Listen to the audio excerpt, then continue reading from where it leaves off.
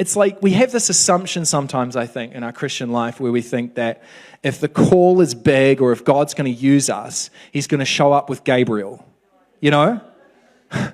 You know what I mean? Like it's like because it's going to be really like he's going to part the clouds, and then he's going to send the great like Billy Graham, and Billy Graham's going to show up in person. He's going to say, you're important, you know.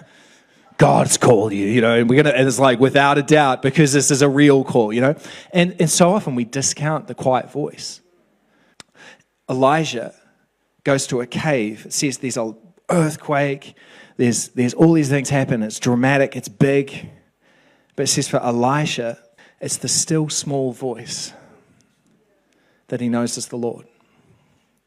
Elisha was arguably the most powerful and dramatic prophet in the Old Testament. His miracles were incredible, unbelievable. And yet this is how he's experiencing God.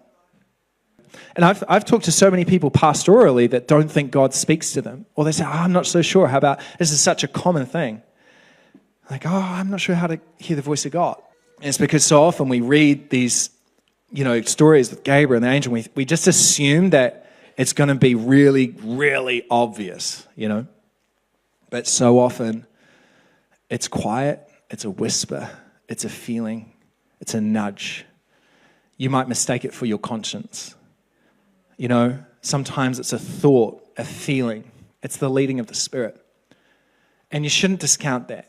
I believe that pretty much everybody who comes to the front of this church and receives prayer and I spend a bit of time with them, we find a point in their life where God spoke to them.